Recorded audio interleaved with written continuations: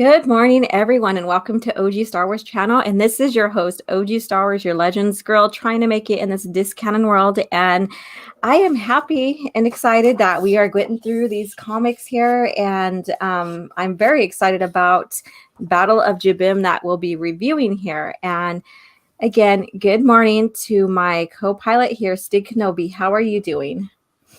I don't know. Mediocre. He is just waking up. 5 out of 10. Straight down the middle. Actually, no. I'm better than that. I got a Christmas present from my kid today. Oh, cool. Arrived a bit late in the mail and yeah. You want to share it? No, it's mine. I'm not saying to give it or let anybody touch it, but show the image. It's freaking awesome. No. Okay. He's like, no. All right. I thought I'd give you the mine, my own. It came to me. All right. And I got my very first super chat of the morning here. Lady Tauriel at $5, saving the best for last, always informative. OG and Stig, our go-to people. Thank you so much for coming in and for the super chat. And good morning, Miss Martin Muses. How are you doing? And then we have Jedi Padawan trailer. Morning, everyone. And I am, like I said, I'm excited to get through these comics here. They're, I would say they're grim too as well. What do you think, Stig?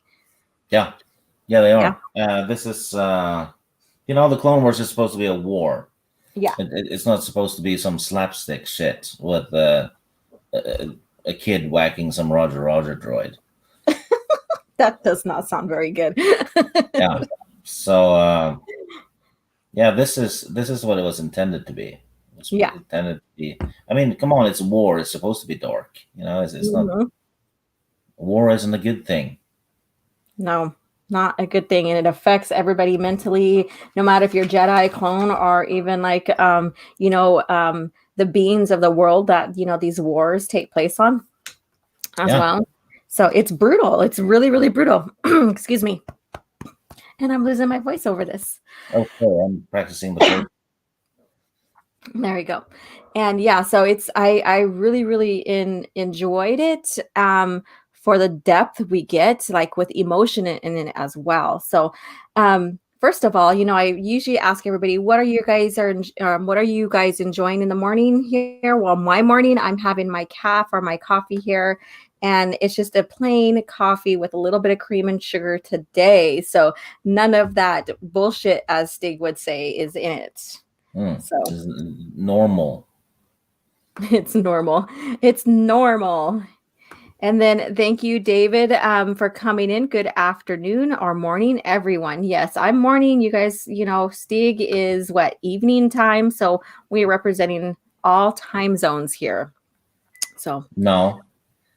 Well, with the chat and us, we have different time zones. Yeah, so he's like, no. And then the Penguin. Kind of sucks though that TCW show contradicts some of these comics. It contradicts a lot. Not just the comics. Yes, exactly. So yeah, so I'm excited to get into these comics here. And Stig and I were basically reading them at the same time, my time last night. And we both did tweets about it on Twitter. And, we found some crazy stuff in there that it seemed like the Mandalorian copied or used. So it's very odd to find so many things in this comic omnibus that seem to be in the Mandalorian season 2 as well. It's almost as if someone read through this omnibus while writing the script.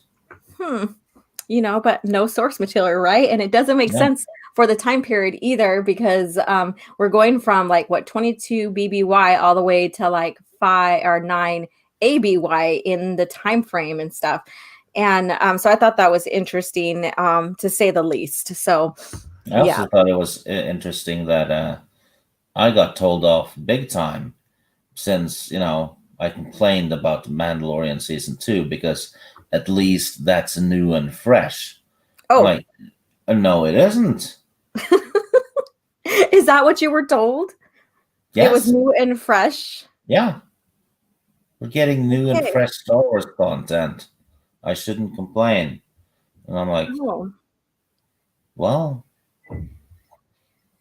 that is crazy because probably coming from someone who has never probably read the EU, and again, I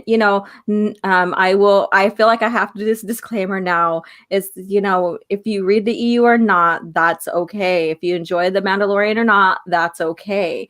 As people who have read the EU and know and look at the lore and see the contradictions and see the similarities of, the copying, it may seem to be, it's, we are discussing that, and there's nothing wrong with that. And so saying new and fresh, no, especially when you went through these comics already, you will see the differences. You'll see what's been used or what seems to be very odd, that they are very similar. So yeah, so I'm sorry you had to go through that, and oh no, it's perfectly fine. And now that I found this stuff in the comics, though, I get to rub it in their faces. So I'm fine. you're like, here you go. This is exactly what I was talking about. Now, do you understand what I'm talking about? Yeah, I'll be like, read this page, motherfucker, while I'm rubbing it all over your face. Oh, geez.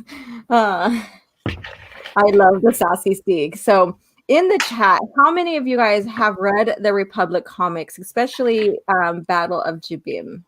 So, let me know if you have, or if this is your first time hearing about them, because again, we are going to go into some dark times, and it's going to be very emotional, and I guess you could say gory, huh? A little Kind bit. of. Well, you don't actually see gore, but Yeah. you see. Well, things don't always go well for the Republic in this version of the Clone Wars, Mm-hmm. as opposed to the TV show where Anakin and Ahsoka wins every battle single-handedly.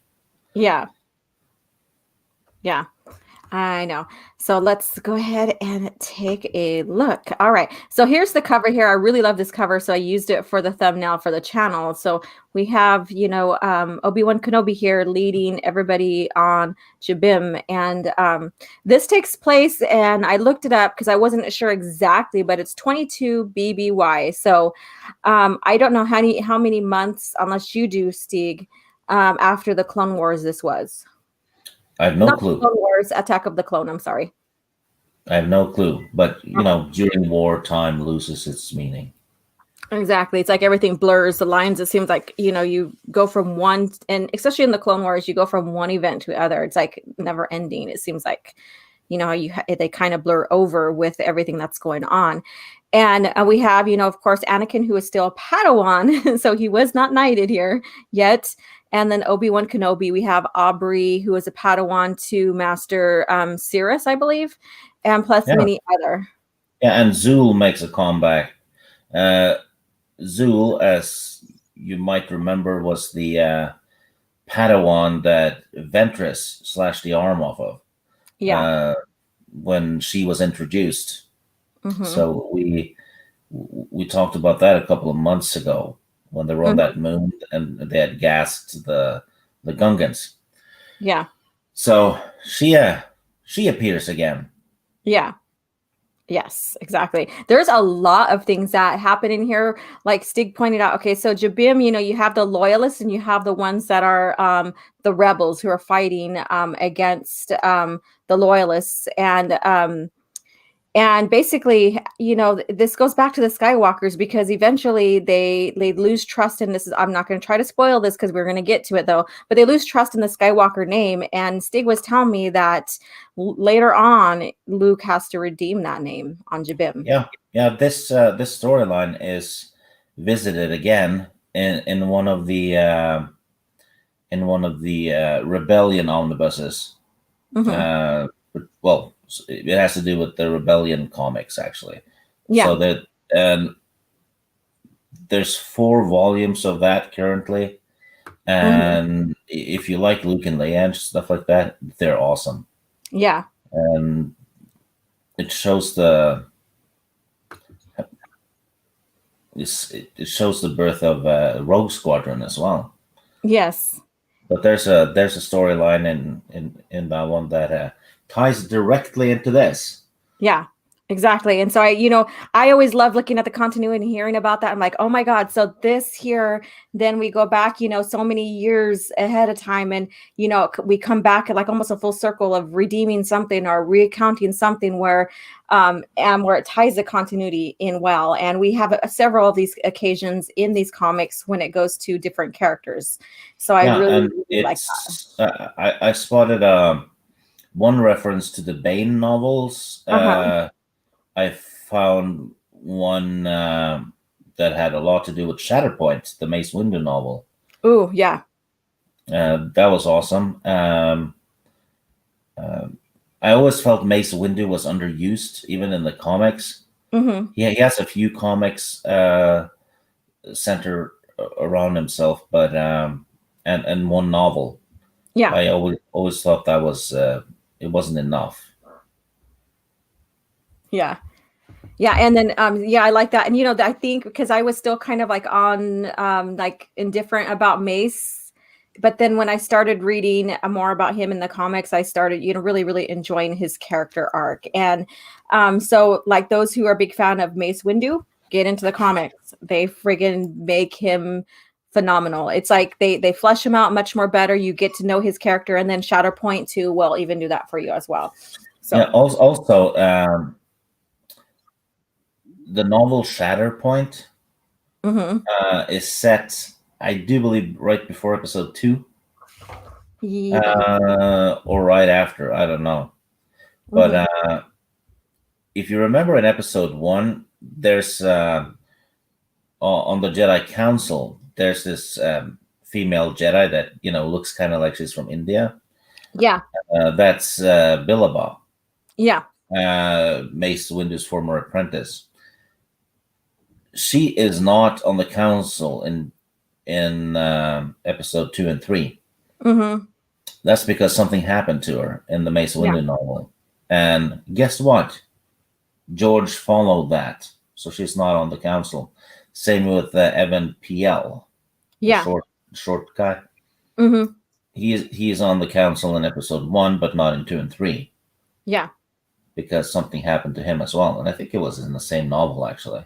Yeah. And I think that's very interesting how they kept with that continuity. And they George did write. So George is like basically a ghostwriter for the prequel in Shatterpoint. So the beginning introduction in Shatterpoint as well. So I thought that was very interesting. So that makes sense. I have a few copy chats, and then we'll get into the comic here. Junk 3PO, thank you so much. $9.99, just showing support. And then we have Abu Nas at 10. To my favorite EU YouTuber and Pablo hates. I'm still in training, but having lunch, so I'm happy to be here for a bit, showing my best girl love and vibing on the EU lore. Let's go. Thank you so much. And then again, vibing on the EU lore. I don't think you like the EU that much. And then we have Drunk 3PO at $4.99. Well, I want to give more than Abu Nas. Thank you guys so much. I appreciate it. You guys are amazing. And then we have this. Okay, so we're having a bidding war here. That's okay, because you know what, you guys, it buys me the collections, because like I said before, I never really collected the comics growing up. And I'm rediscovering the lore through the comics, and it's so exciting, and that's why we're doing it here. So Stig hears about a lot of it behind the scenes, and I'm like, oh my God, I read this, or look at this image, or whatever. So he sees it all when I go through it.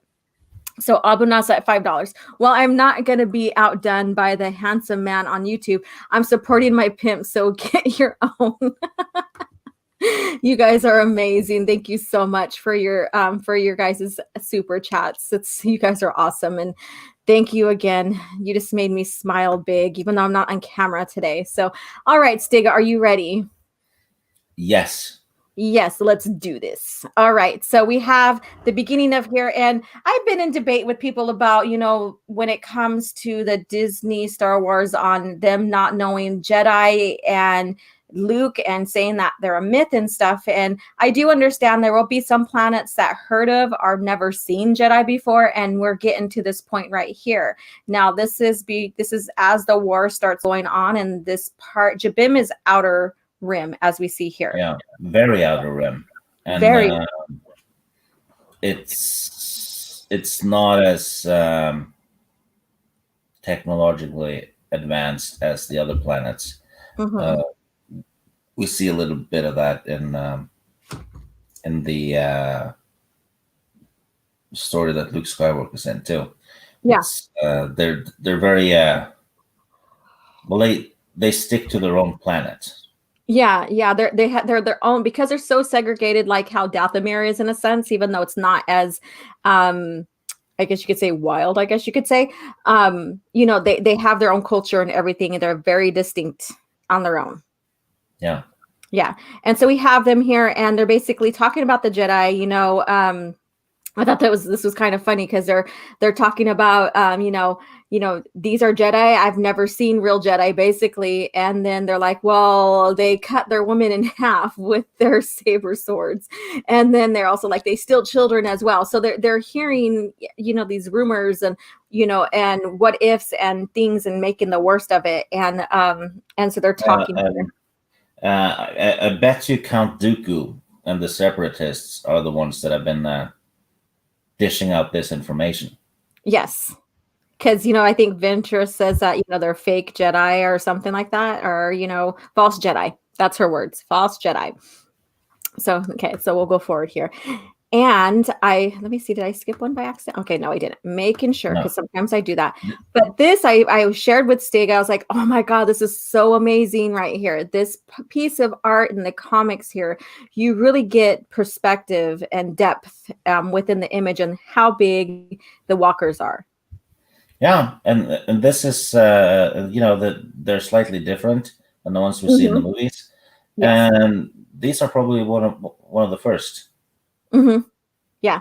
So that's interesting. Yeah, and so we have them dug down in their little ditch here compared to what the walker looks like, and yeah, it's amazing. I mean, we kind of got the depth of how big they were in Empire Strikes Back, but this too as well. Just in the color and the art here is amazing. The depth, the perspective in here, I love as well. So I always thought the walkers, even though they look cool, yeah, they can't be good for warfare because it takes forever to turn them around. And they can only shoot straight forward and a little bit to the side. Right? Yeah, as far as the front can pivot, the viewer can pivot, basically. Yeah, so you just need a guy with a bazooka running around behind it. Yeah. And what I got here is that since from here all the way to Empire Strikes Back, I think they, in a sense, made them more durable to blasts and stuff like that. That's my thing, is over time they made it, they made them more more, I guess you could say, hardy, with better hull on them, or better a metal used on them and stuff, because it seems like in here, and we'll get into this, that they're easily taken down. Yeah. Like you said, they're probably brand new, and over time they improved the structure, basically, is what I'm trying to say. So, but yeah, so we have them here in battle here, and in the AT-ATs here. So let's go ahead and move forward here. And then we have our hero, Anakin Skywalker, and he does have, a little talk about, Alpha wants to, just execute everybody. And, they're trying to say, no, don't do it, and, so we have the Jedi clone pool of like, we want to kill everything to get rid of everything and end this war, and Jedi trying to spare lives, basically. Yeah, Anakin's trying to spare them. Which fits perfectly with Anakin, because that's his problem. He wants to save everyone. Exactly. And there we have Alpha, who was introduced a few comics ago, who's been showing up regularly. Exactly. Reminds me of Rex, actually, from the Clone Wars. Yeah. He's an ARC trooper, different armor, and he's on Jango Fett level almost. Mm-hmm. Exactly. Exactly. We'll get into that as we go along in Jabiim too, and what happens with him and where he goes after this. So, and then Obi-Wan confirms, Anakin is right. And, so they still have that banter, like, well, if we did it my way, we could get this, over and done with kind of deal. And then they sass him and stuff like that. So, there's fun banter in here. There's, and you get the difference between, like I said before, Jedi and the clones and, their perspective. So I thought that was really well played. So. Yeah.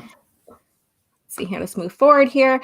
And then here we go. So we get some more Jedi here, and that's on the mission here with them as well. And that's the blonde guy and the ponytail lady.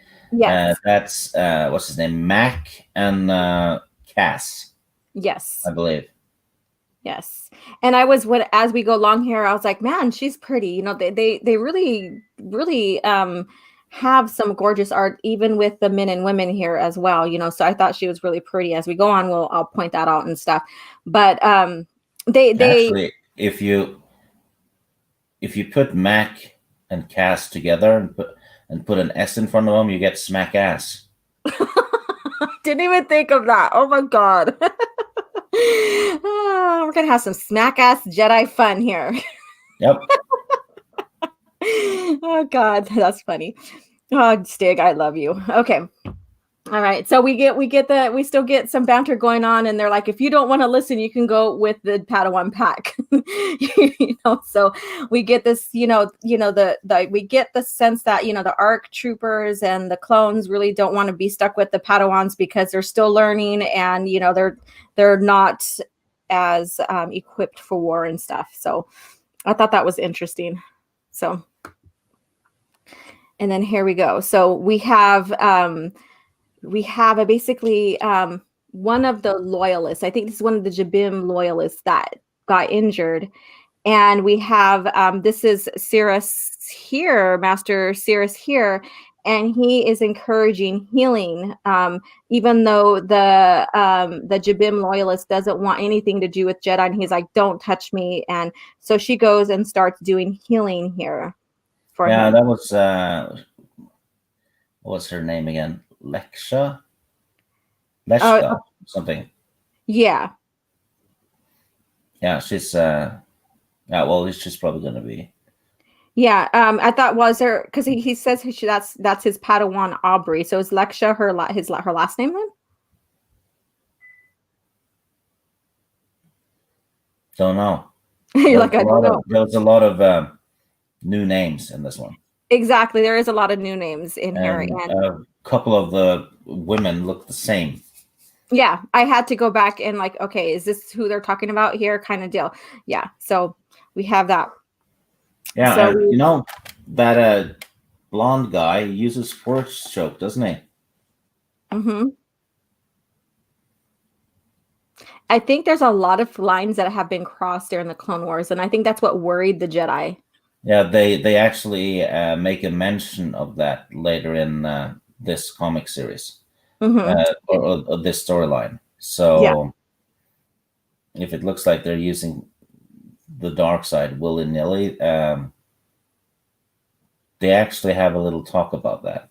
Yeah, and so what's going on here in Jabiim is basically we have the Jabiim rebels who are fighting against the loyalists, and the reason why they're doing this is because they never got help from the Republic when asked for. So here's a little bit of like in-depth like storyline what's going on here, and there is another person behind this as well. So, and that would be Dooku. So let's go on. And then, so basically here, I think they're realizing that they're losing a lot of forces because, and it's been raining. It's constantly raining there, raining. and it poses a lot of hazards because they can't get more reinforcements because it's dangerous to get through the atmosphere during that time right now. Yeah, it's stormy, there's lightning and shit. Mm-hmm. Yeah, and so that poses a huge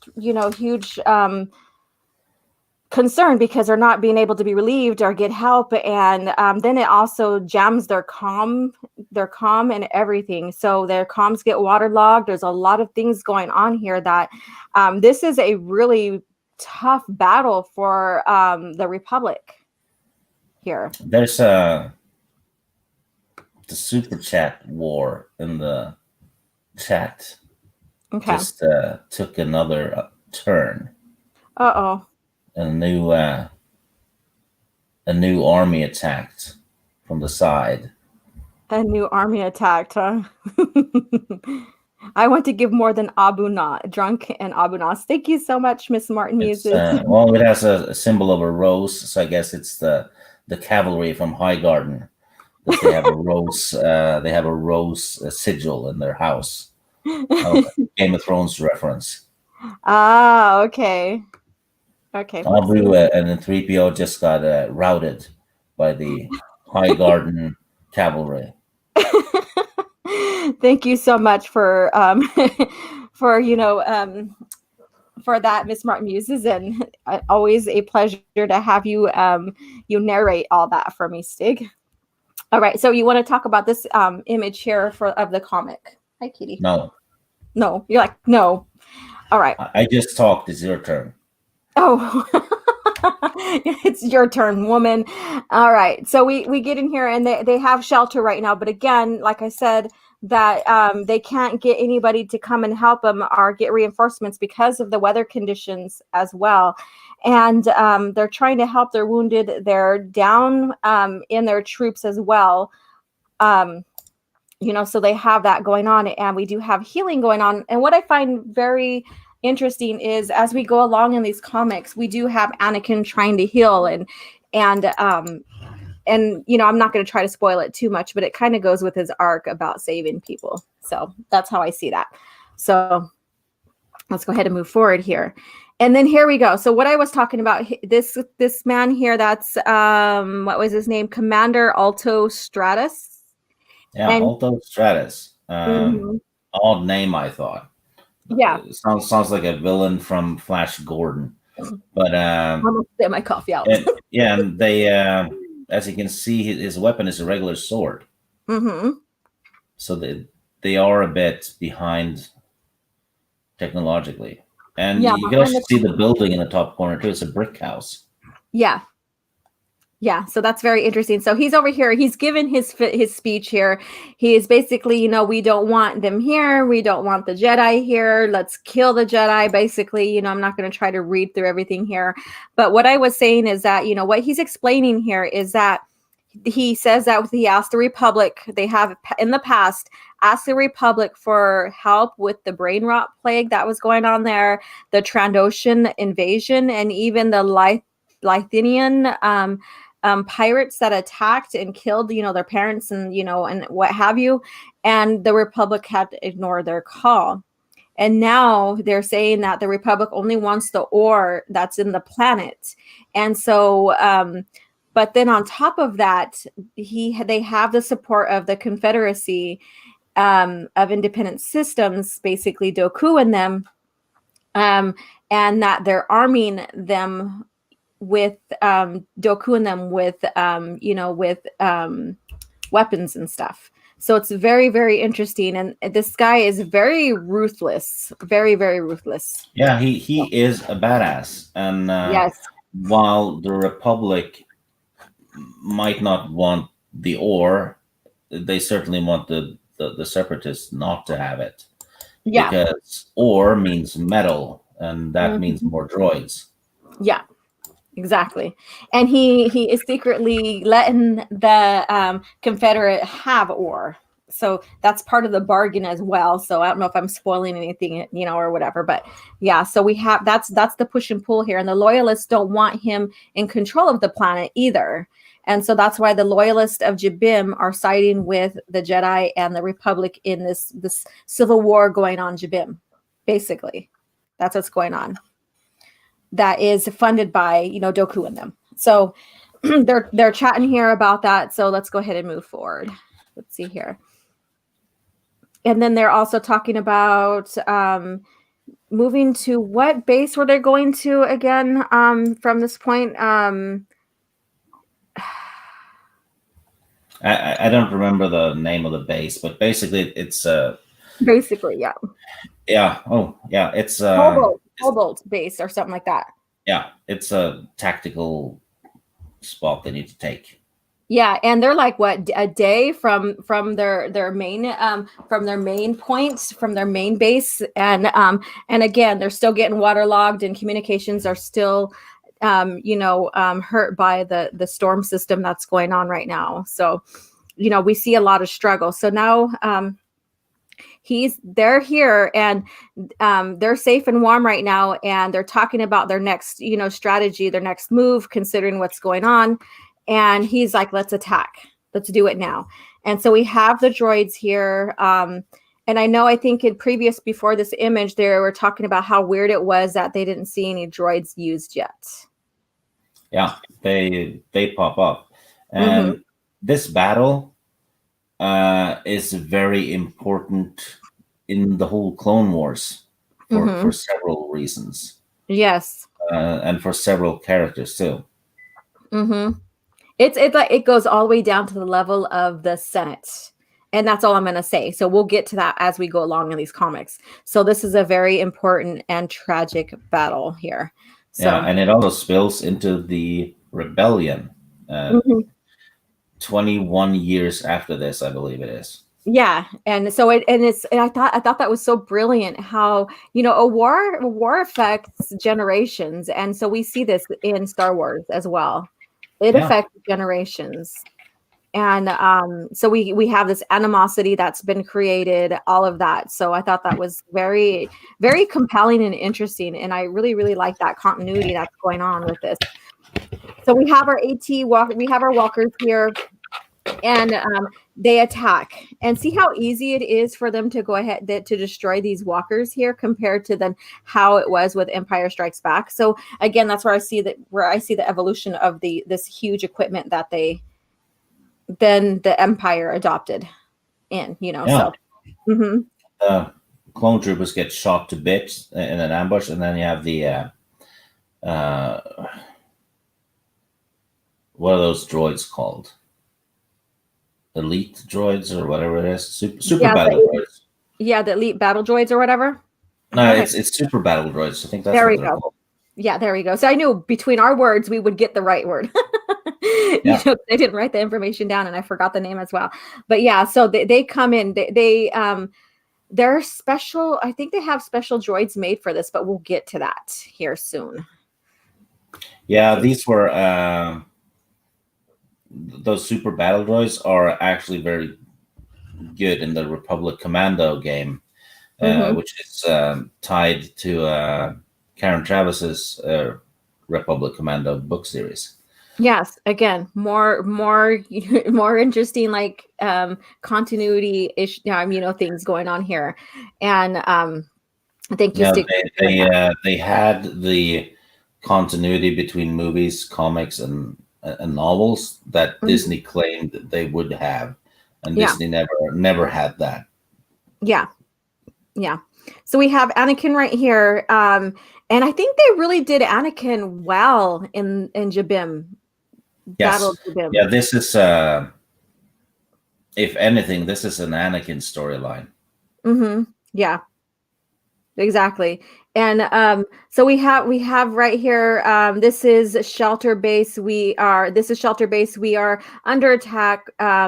Repeat, we are under. So basically they're trying to get reinforcements here as well. Again, like it's been futile because of the weather and, the traveling and, where you're using, shuttles and stuff to go back and forth. It's very hard for them because of the weather and all the circumstances going on here. So we have a lot of tragedy here.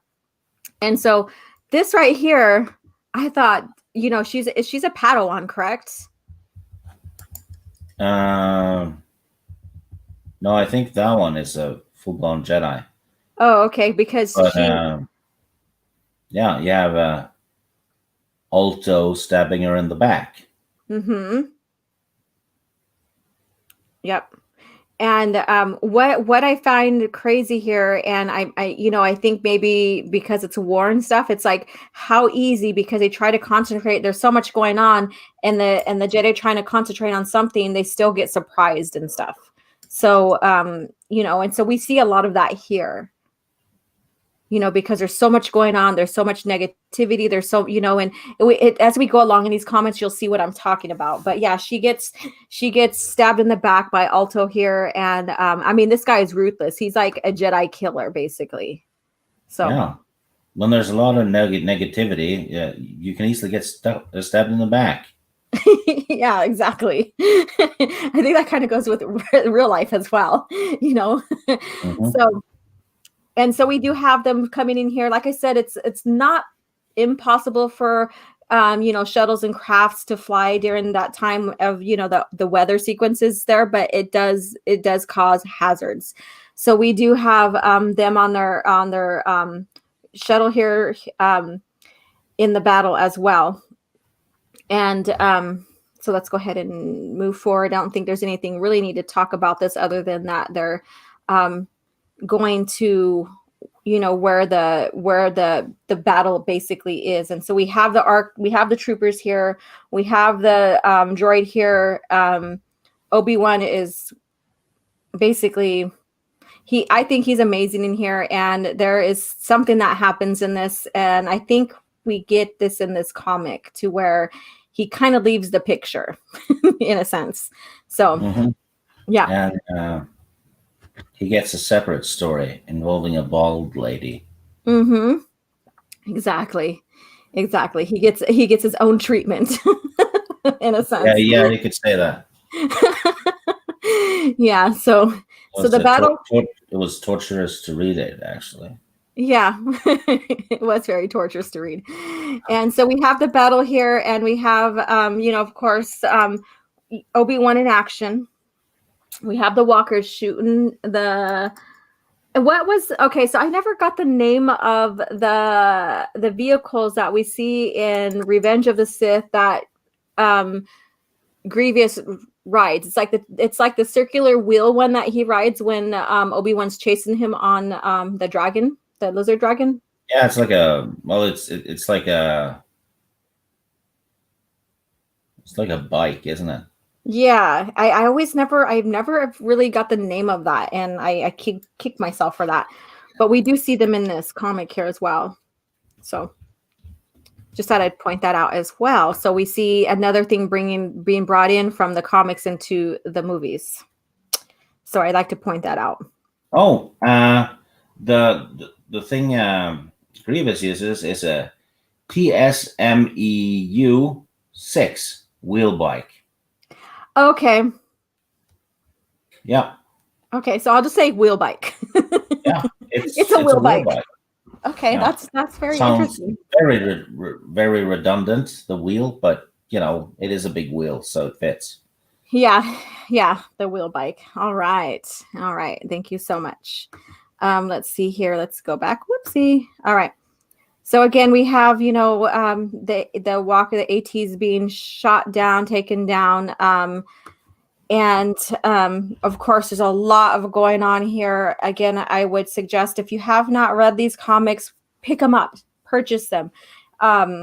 It's what Stig and I are giving you is just quick reviews of every scene, but when you read them, you really get into what's going on, and we will break down, like I said, certain scenes and stop there and talk about it. But in reality, I encourage you to pick these up and read if you haven't had a chance, or revisit them if you read them already. Yeah, and here Obi-Wan and Alpha and the other Jedi fellow and their part of the army are being almost overrun, so they're trying to seek shelter in the downed AT-AT. Mm-hmm. They're losing hard. Mm-hmm. Yes, it's like I said, very tragic. This is not a successful battle whatsoever. Not. No. And it goes on for 4 comics, but then it also has a few that tie into it. Oh, a lot of them actually later on. Yeah, exactly. Yeah, exactly. So, and here we go. So we have, they're carrying one of the troops, the clones here, him and Alpha, and Anakin's like, we're on our way, and bam, it explodes. Yeah, with Kenobi and Alpha in it, seemingly. Yeah. And you see Anakin at the bottom, Master. So again, we have Anakin going through a loss, I guess you could say. Yeah. Kenobi's seemingly dead. We all know he isn't.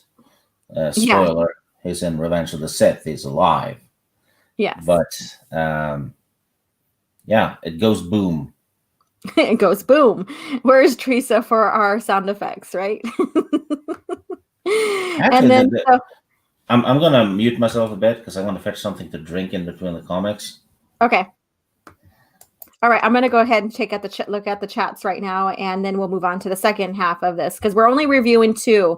So, like I said, there's 4 Jabiim, Battle Jabiim comics, and then there's a lot of tie-ins after that. So, I'm excited to get through all of this with you guys because it really makes you understand a lot of the lore going on after and stuff. And then I believe they do talk about I'm not sure if they talk about Jabiim in Revenge of the Sith or not. I have to rewatch that.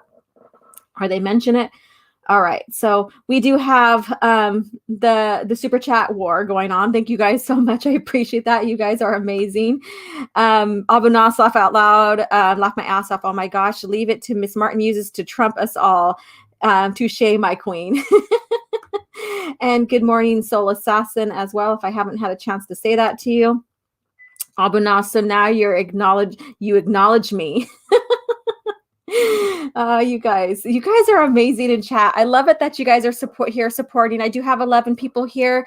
Again, this is not the usual Thursday, so I am off a day only because of tomorrow's New Year's Eve, and so giving people their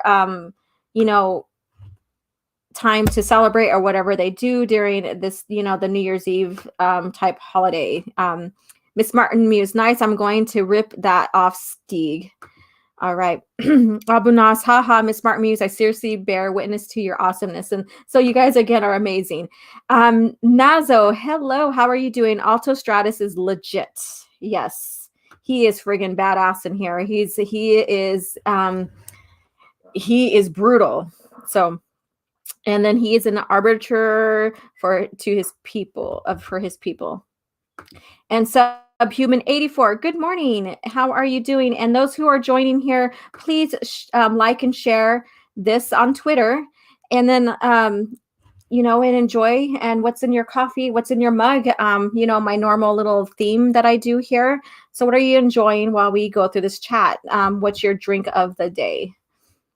Let's see here. Soul Assassin Delta Squad, never forget. Sev, yes. And let's see here. Good morning, Vertical Horizon. Good morning, OG Stig and chat. Thank you for joining in. And let's see here. Albanus, I actually wish these comics would be a live action series. Now that's something I can get behind Disney Plus. I don't know, and maybe Stig can answer this too, because I know he said he was preparing. I don't want Disney. Back. Hello. I don't want Disney. Hello there. I don't want Disney to touch Legends. No. That's just me, though. Yeah. Back in the day, if they had done this, these comics in a live action series or even an animated one, I would have been all over it because if Lucasfilm had done it, I would believe they would have done it right. But look at Disney though; they don't even kill off their own characters, right? They'll kill off Luke and Han and Akbar and whatever, Kylo died, but other than that, not that many. I mean, look at all the Filoni characters. They killed off the Skywalker, basically. Yeah. I mean, most of the main characters that Filoni has created are still alive, even into the sequel era part. You have Bo-Katan, Rex. Well, we don't know about Rex, but odds are he's still there. I'm pretty sure he's going to show up in the Bad Batch thing. So you have those, and you have Ahsoka, and then the hints of Ezra coming back. Cad Bane. Yeah. What was his name? Sabine. Probably that blue monkey friend of Ezra's. You know, he doesn't kill off anything. Yeah. Oh my God. Yeah, he doesn't. Miss Smart Muse, is it work if they stay completely faithful to them? And do you think, Miss Smart Muse, is that they would stay faithful to them? That is the question of the day. Do you have faith that they would stay faithful? They would give us the gory scenes or the battle scenes that we are witnessing in this comic. And we're going to witness more. Believe me, we're going to witness more. Vertical Horizon says we have absolute proof that there is a split in factions in Lucasfilm. It isn't. No, we don't have actual proof of that. It's very likely, but there's no actual proof. There's sources saying this and that. Yeah. For the last few years, how many times have people claimed their sources have told them, Kathleen Kennedy was out? Yeah, and it's at least 5 times. Yeah. So take it with a grain of salt, that stuff. But sooner or later, right? One of those sources has to be right. Yeah. Exactly. So, like I said, and I'm not trying to be negative about this or even defend like Kennedy or anybody. No. I just take it with a grain of salt. We'll see what happens in the coming year or so. I doubt that they're gonna cause any riffle and stuff. And with the success of Mandalorian, I believe that people's contracts and stuff are gonna keep them there because of the success of everything. That's just how business works. So. All right, so Stunning and Brave Megatron, I like boobs. I think a lot of people could say that.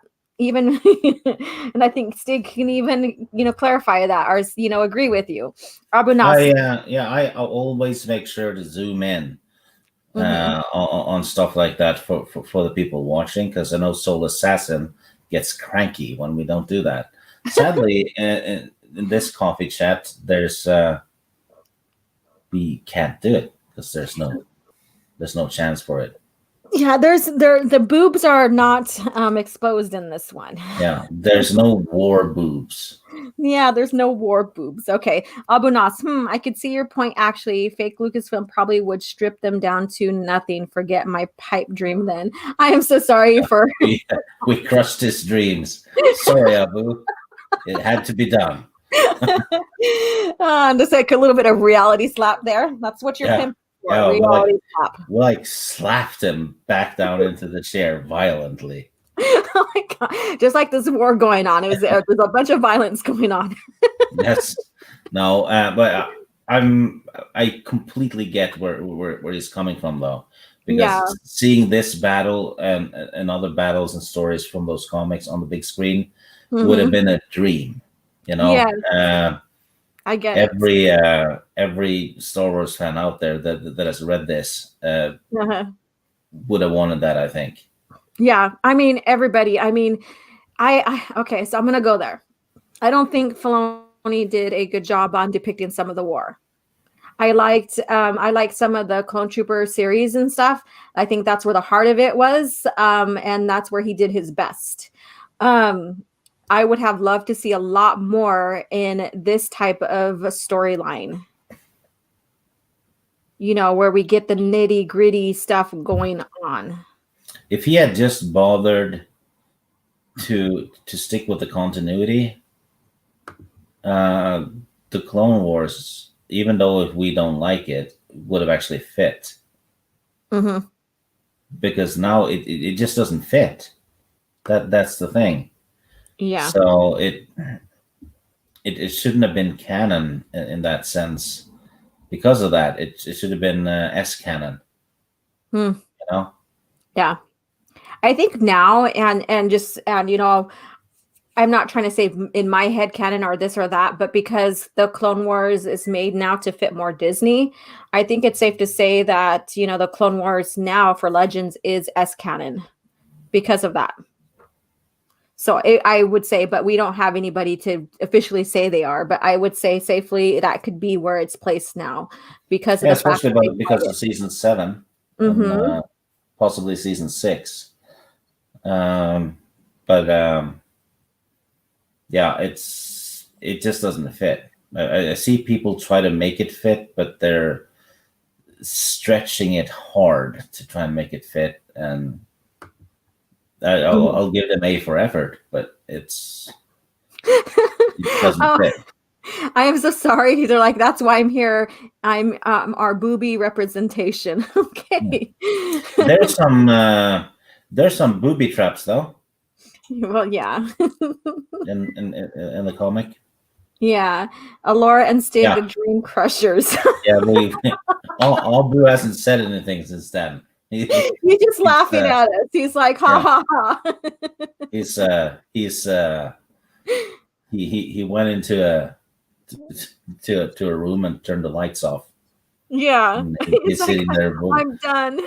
Yeah, he's sitting there. Why did I tune into YouTube today? You know? Or maybe he's like this. You rebel scum. I forget I have those.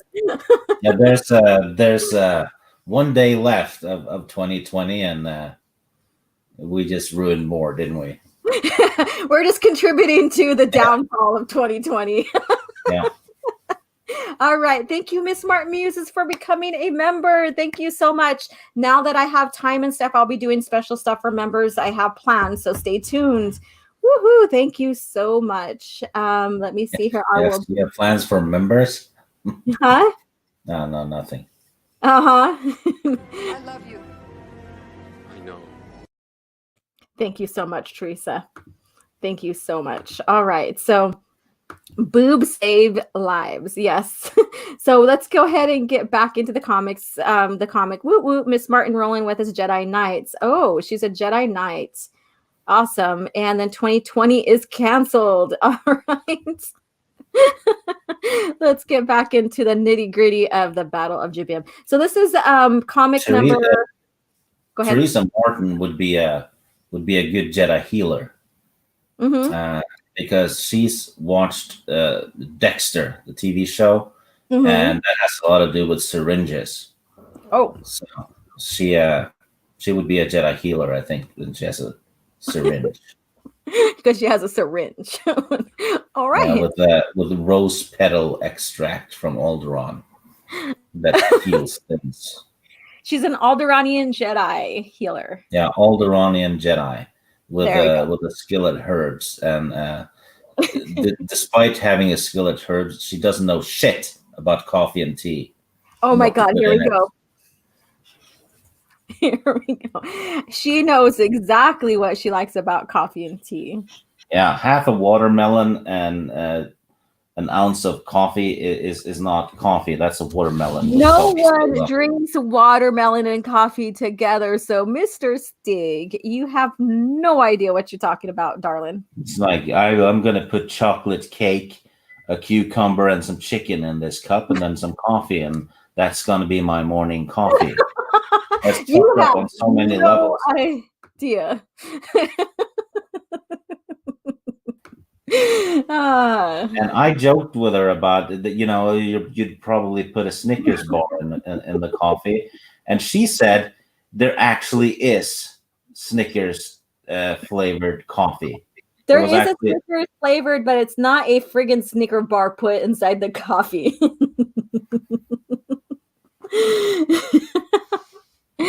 Oh, goodness. This is so much fun. All right. Let's see what he says. My coffee is perfect, she said, Stig. Her coffee is perfect. I'm sure it is, kitten. Oh, darling, no. All right, so let's go into the Battle of Jabiim since we have the Battle of Coffee going on right now. So, all right, so this is comic number 56, Storm Chaser. So this is part 2 of the battle. And again, this is Anakin right here, and he's fighting basically the Roger droids. Yeah. So, or the Dark Troopers, as they're known in Mandalorian. Oh, there you go. So we have right here, and we do have a Jedi here, and he's on the ground, nearly defeated, and he's basically saying, the Jedi code about, there's no pain, and he's reciting that, and then so Alto is basically saying another Jedi lie. The Jedi sits among the dead and claims there is no pain. So he's really like razzing into the Jedi here because as you can tell, he doesn't like the Jedi. He hates the Jedi, and he thinks they're basically scum. So he does cut his head off here, huh? Yeah, and he's letting him know that what happened to his relatives. Mm-hmm. So we get to see or hear what has happened on the other side of the battle, and mm-hmm. these rebels, I guess, certainly have cause to be angry.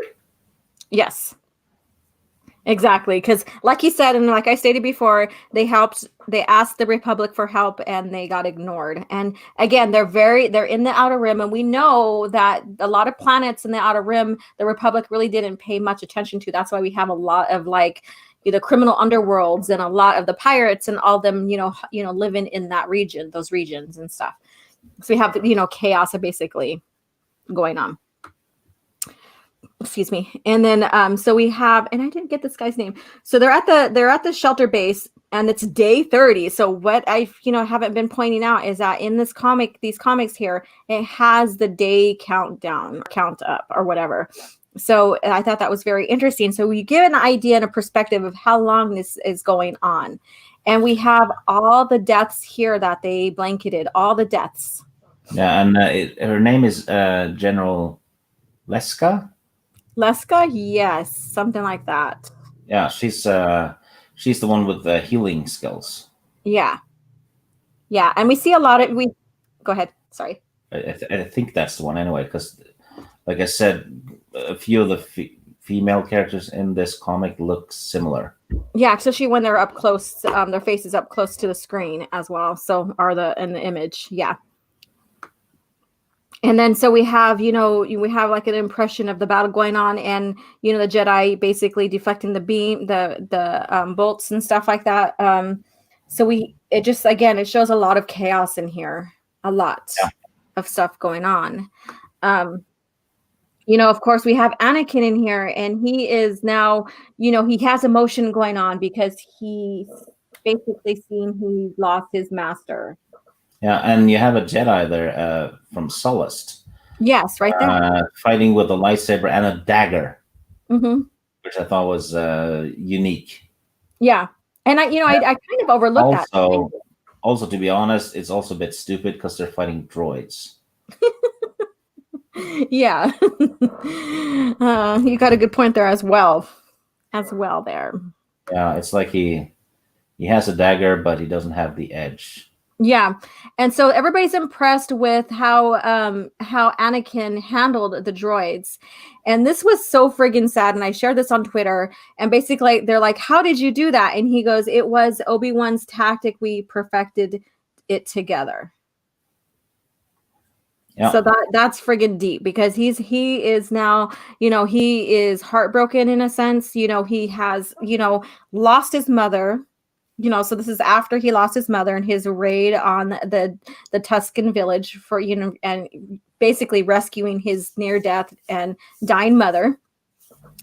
And, so he has a lot of that. He's dealing with a lot of, loss and stuff here. And, so we see that depth here as well.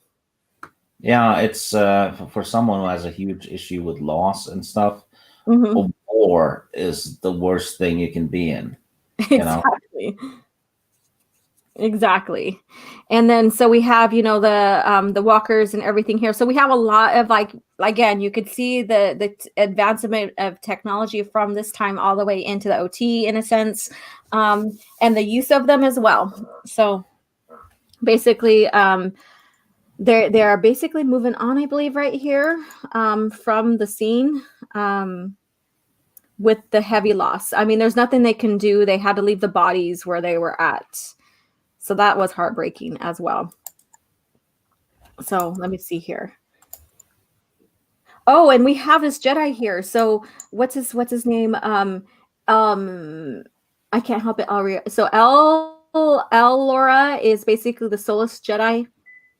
Yeah. And this Jedi right here, he can't stay focused. He can't stay centered. He lost his master. So we are losing Jedi here. Yeah, he's. I'm thinking the guy who got beheaded. Yeah. The Twilight guy. That's his master, I think. Okay. Yeah, I thought so too. I wasn't too sure, but yeah. So he lost his master, but his master, like whenever he started like losing focus, his master would tell him to let him tell him to focus on him, so that he can get himself centered, basically. So he lost that connection, that deep bond with his master. And so Elora, there we go, is basically saying, focus on my mind, focus on me. Can you zoom in on Elora? Because Christopher Barker in the chat says Elora is sexy. And so, since it's Christmas time still, we should zoom in and let him have a better look. So on here or on Elora? The bottom one that shows her better. It's where I'm confused. The picture next to that one. This one right here? Yeah. Whoops. Let's see here. Okay. Oh, shit. There we go. There you go, Christopher Barker. Merry Christmas. There's your very own Sullustan female Jedi. All right. Always a pleasure to help out the chat. All right. So here we go. So Stig, we were talking about her, and this is the one that got her arm chopped off by Ventress. Mm-hmm. When for those of you who were with us, we were talking about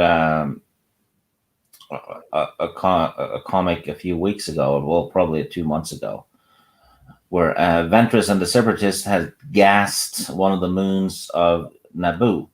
Mm-hmm. And killed a bunch of Gungans, and then there was a fight, and that's where Ventress showed up. She beheaded this woman's master. That's the first thing Ventress did in the old EU: behead a Jedi master, or rather a knight, or whatever you want to call him. Yeah. And then she chopped the arm of this one. Her name is Cass. So she's gotten a cybernetic arm since then. We haven't seen her since then either, so that's probably what she's been doing. She's been arming herself for battle. Yeah, literally. And she even states, how her, she talks about how her master lost his head and stuff. But look at look at Muller's a Jedi. Yeah. We have Muller down here as a Jedi. All right. So so we have, there's various Jedi of different species here, and I really, really like that.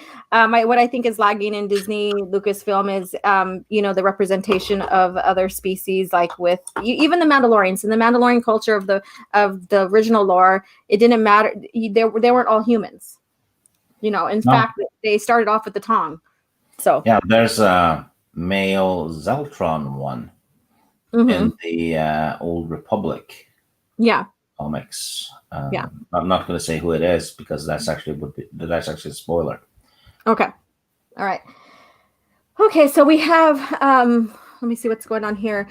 We have kind of a relationship going on. Actually, my bad. The one with that was missing an arm was not Cass. It was Zool. Okay. Yeah. Is this Cass right here? And Mac, right? Smack ass. Yeah, we have some smack ass going on right here. Yeah, they want to go home and smack ass, but they're not allowed to. Yeah. Whoopsie. Get back there. Oops. I still haven't got my mouse, as you could tell. Let's see here. Let's go back. Here we go. Yeah, so they're basically talking what's going on, and there's a lot of emotions going on, and this emotion turns into a kiss. Yeah. So we do have a little bit of that. And so we get back to the to our what's his name? Alta. Alto. And so this is at the Razor Coast day 33. So yeah, and it's a cool name too, given how the shape of the cliffs.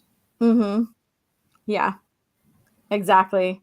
And so they're discussing about the Jedi movement, and so basically, I forgot to mention this. They're a part of the Nimbus. So I guess they have the Nimbus troops, and so Yeah, they're the best troops they have, I assume.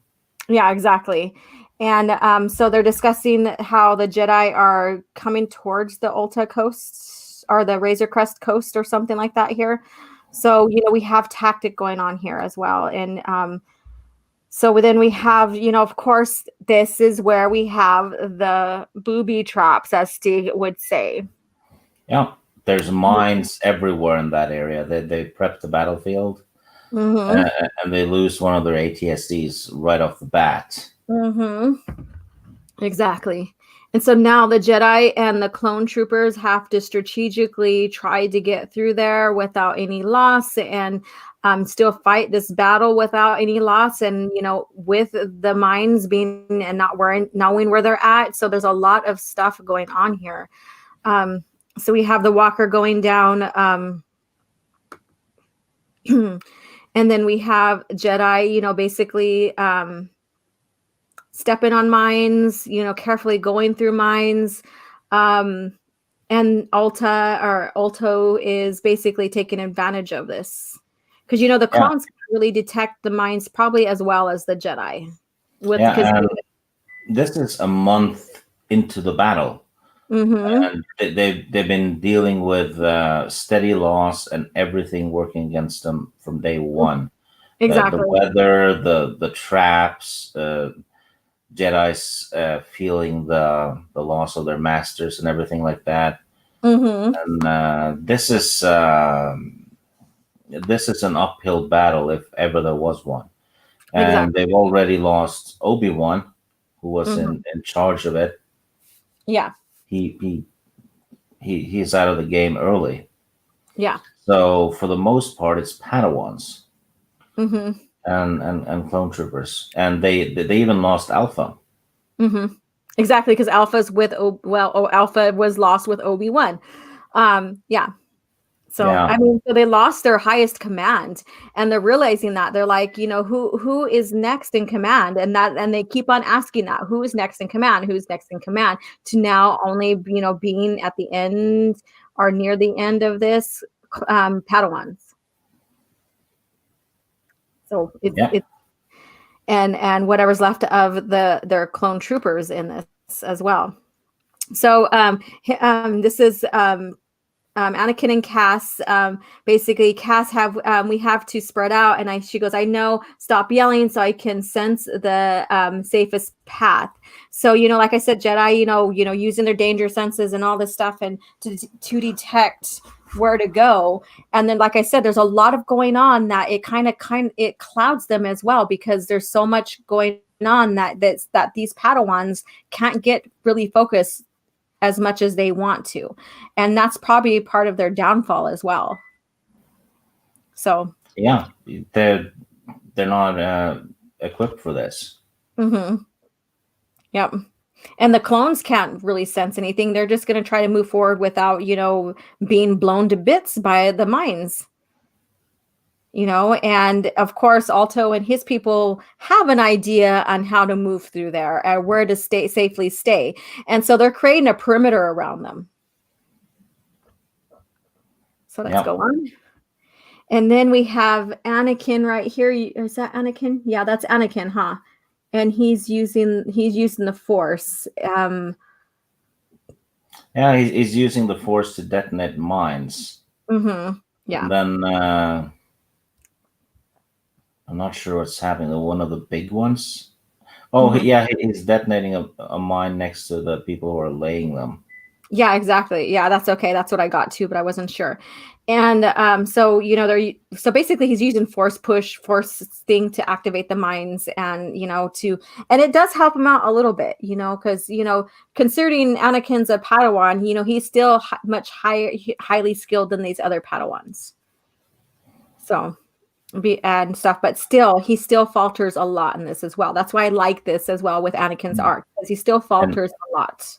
Yeah, but that move though is confirms what Kenobi was saying in Episode 4, that Anakin was a cunning warrior, which is exactly what he's showing off in this case. Exactly. He's reckless and rash a lot of the times, but he's also cunning. Yeah. And that goes with his maneuver that he shared that that Obi-Wan, created against the droids, and that we just reviewed, so he goes in, he can think quick, he's very tactical, all of that, he's very cunning. And so, yeah, again, like, Stig said, it refers back to, A New Hope about Anakin being a cunning warrior. So, oh, goodness gracious. And like I said last night when I was reading this all, I was like, I had to put some stuff down, and I'm like, had to take it in, like, oh my God, this is friggin' intense. Especially when you just read it. And we have Mueller here again. Who is this guy's name right here that I keep on saying looks like Mueller? Well, it's isn't it he's a Garan, isn't he? I think so. Yeah, because he has his, he has to have a breather on for the atmosphere. Yeah. And, all right. And so we have, them like they're being outnumbered. It's not a Gran. The Gran are the ones with three eyes. Oh, okay. Okay. Yeah, so we still have them in, intense battle here. They're realizing that they're still outnumbered and stuff. So let's move on here while Stig looks up. Yeah, I wasn't that far. He's a Gand. Oh, okay. Yeah, like Zuggis, the bounty hunter. Yes. All right. And then so we again we still have them going through the mines and stuff and trying to get away and get out of the situation, basically. And they are outnumbered, and of course it's still raining. Look at that. It's still raining going on. There's a lot of shit going on right now. And then we have they're still activating the mines, whether it's either through the force or stepping on. So, and Anakin wants to go after Alto. I keep on calling Alta, but Alto. And, and he basically says, you've killed your last Jedi, and let's see here. We do have, like I said, we do have a lot going on here. Let me see. Let me go back here. So right here, this is where he gets to confront Alto here. And then we go on to the next scene here. The Padawans are wondering where Anakin's at. They're kind of separated here. And then we have loss going on. He had to let him go. There was no healing, nothing they could do for him. Again, they were losing Jedi. And this is Razor Coast, day 35. So in this time frame, we're seeing a lot going on, that there's so much going on, they're losing track of days. And then we see the carnage, we see the death going on here, and we see her, in tears because of that. General Leska to shelter base. So basically, they're going to try to go back to shelter base. So. And then we have Alto here, who, basically succumbed to explosion and stuff. And he's being picked up by his people here as well. And it seems like they're kind of regrouping in a sense. And that's the end of this comic here in the series that we're reviewing, part 1 and 2. So you have anything to add to this, Stig? No. You're like, no. And we have Mr. Well, you pretty much said it. There's fatigue on both sides. Yeah. Yes, exactly. There's fatigue going on both sides. They're trying to regroup. And again, we're only reviewing part 1 and 2 of the Battle of Jabiim. And so, next Thursday, coffee chat will be the normal Thursday morning, and we'll do 3 and 4. And then after we, conclude that, then there's other comics that tie in to that as well, because this battle does affect the Senate and does affect the galaxy, the Republic, in so many ways. Also, Matt Wilkins in the chat Yes. wants to know what your plans are for New Year's Eve. And he doesn't care what my plans are at all, and he just wants me to do shit for him. Yes, I see that. And so Matt Wilkins, I want a New Year's Eve top 5 from Stieg. Yep. Stieg, did you hear that? Maybe Yes. he wants some chicken. Maybe I will make a top 5. Okay. We'll see.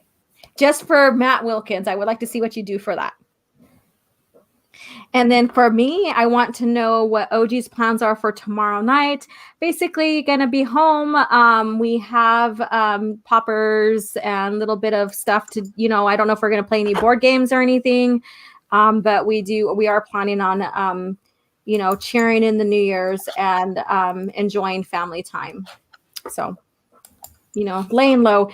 Usually during this time, we would be at a powwow dancing. Today we would be preparing to leave and then heading over to our hotel. And then tomorrow the powwow would start. We would dance in the New Year's, and then the powwow will go on to January 1st, and we would dance and wait for the announcement of the contest winners for the powwow. So that's what normally we would do, is dance native style in the new year. So that's what we normally would do. So that was a lot to say, but that's what we normally do. Not this year. I'm going to tell Matt Wilkins what I'm going to do, is, since he didn't ask, so I'm going to do it on spite. Okay. Tomorrow I'll be relaxing and enjoying myself, and actually not going to go to any parties, I believe.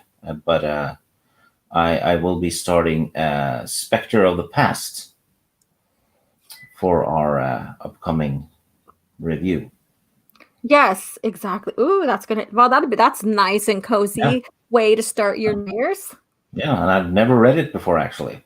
Okay, I'm excited to hear your review, because I know you have some interesting reviews on some of the novels. So, and I know pretty sure Matt Wilkins will agree, especially about Jedi Academy. Yeah.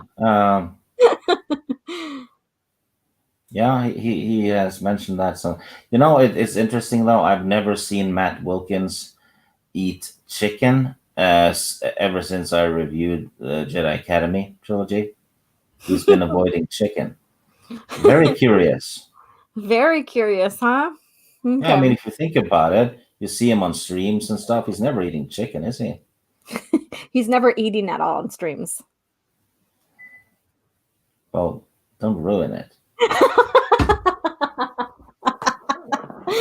Oh, one of these days he's gonna pop on with a bucket of maybe Popeyes or Kentucky Fried Chicken or homemade chicken, and he'll be saying, "This is for you, Stig. Cheers." Yeah, well, for him, chicken is forbidden fruit, so it's a healthy meal.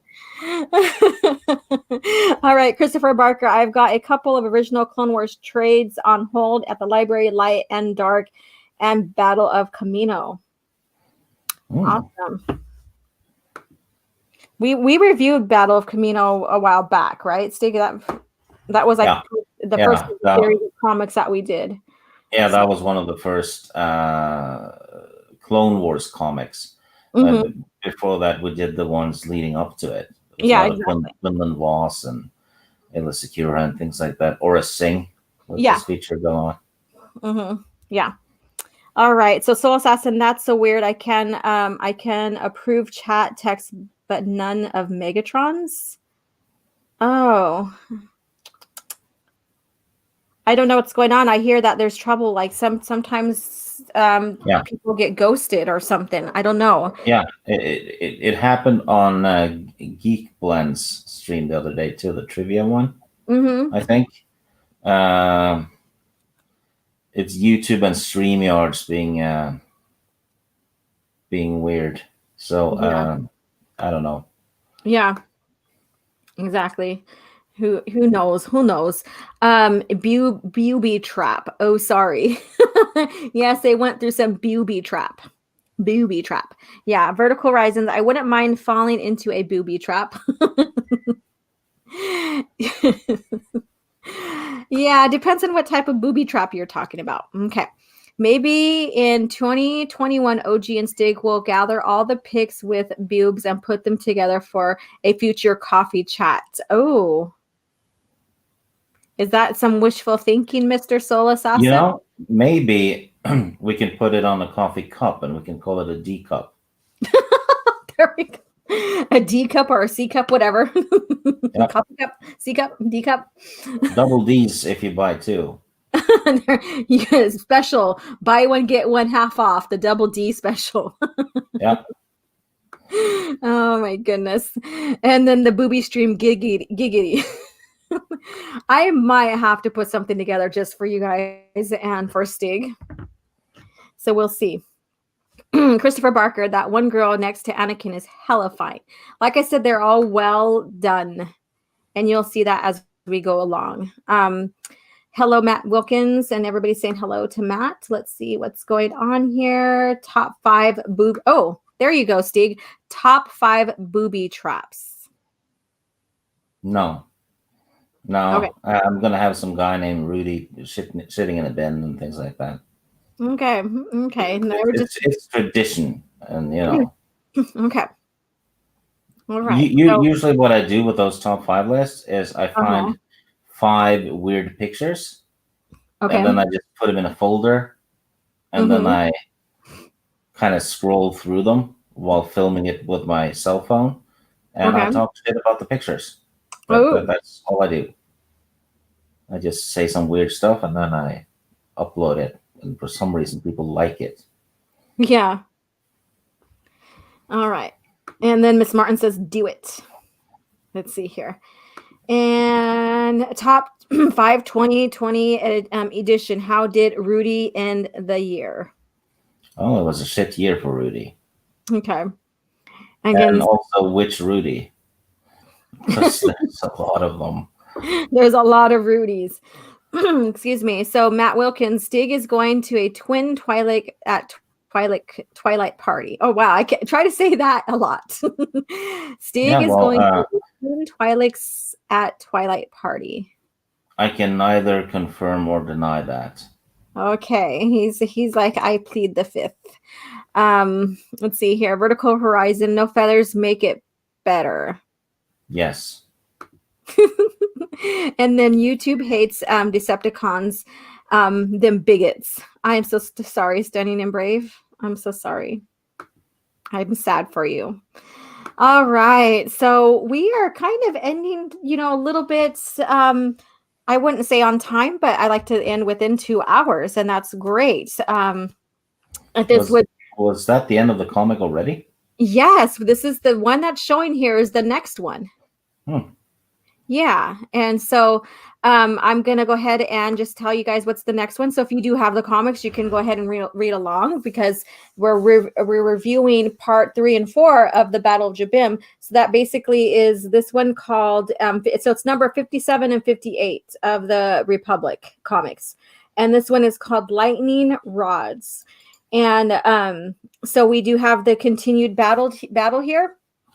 And leading up to the other comics, which tie in very well and give you more in depth on what's going on behind the scenes with the Senate and other things, other areas as well.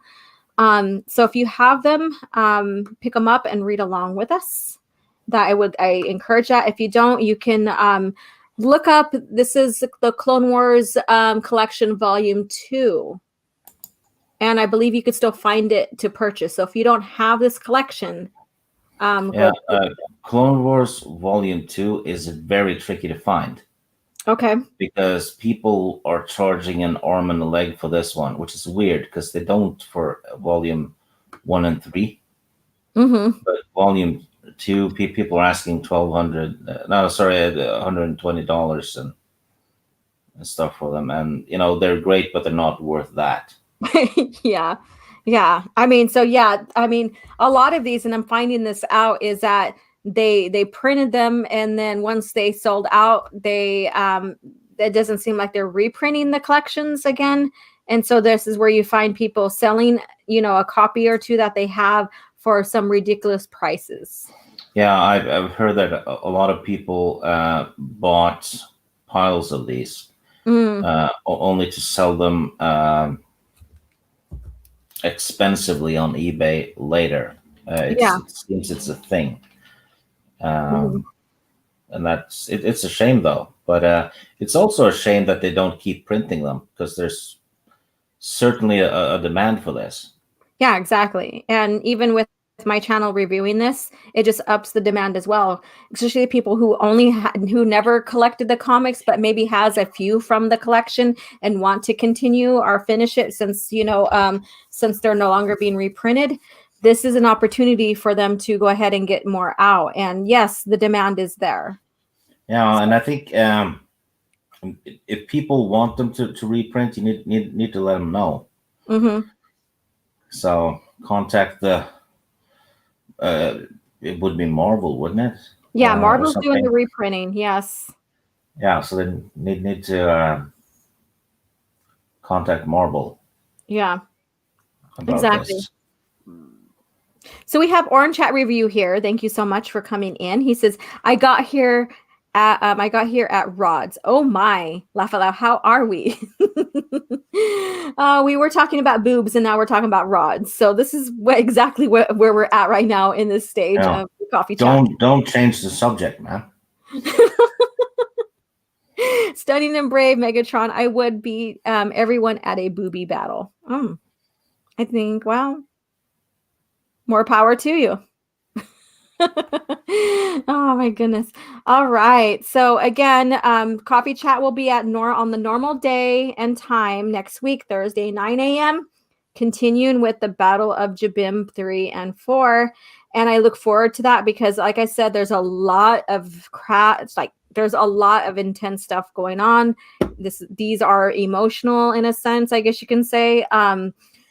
Because how heavy the content is within this battle. And even for the Jedi. I mean, Yeah, for and everybody. later on that day, we'll be doing the book review thing. Exactly. The book review is coming up as well. Spectre of the Past, the Hand of Thrawn duology. And so stay tuned for that. That's 3 p.m. my time. And so, come in and there'll be a small panel. I like to keep the panel small due to, because I like to break down, not the whole entire book, but I like to break down the book in overall and have everybody talk about each section of the book and what have you. It's fun. It's very informative. There's a lot of spoilers. So if you haven't read it and you come to review, that's your warning right now. But these books have been out for a very long time. So, you can get them on Audible as well and catch up and listen while you do work around your house or whatever. And prepare yourself. Prepare yourself for such a great, fun literature review. Great stream, and may the boobs be with you. This is where we're at, the boobs. Coffee chat and boobs. All right. And then what is stream today? First, a super chat war, and now a boob fight. I just love it to bring it to you guys with class. That's all I got to say, and entertain you guys as well. This is what this is about. Having fun, laughing at silly stuff, and enjoying good Star Wars content. That's what I have to say about that. Let's see here. And, of course, Stig's puns are always fun. He always has some great stuff going as well.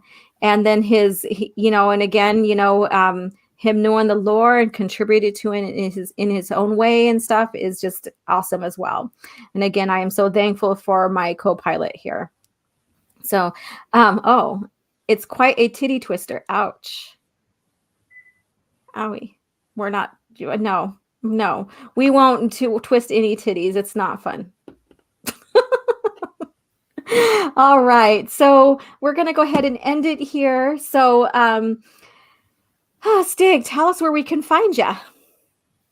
here and on Sporking's channel when we're talking about the Game of Thrones books. Yes. And sometimes I play trivia with Geek Blend and Open Airlock Policy and those EU people.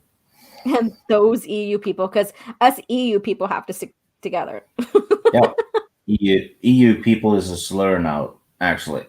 So Yeah. imagine that. Oh my goodness. Well, I am glad to be with a bunch of wonderful EU people sharing the lore and the heart of Star Wars. And I'm very, very thankful that we have this opportunity here through my channel and other EU channels that we can do this with, like-minded people and who wants to enjoy the heart of Star Wars. And what we read basically is the heart of the Clone Wars, which is amazing. And like I said, it gets intense. And Yeah. I was like, I couldn't put down the collection because I was reading the collection and I couldn't put it down, but it was like 1:30ish a.m. my time. And I'm like, I have coffee chat in the morning. I need to put this down.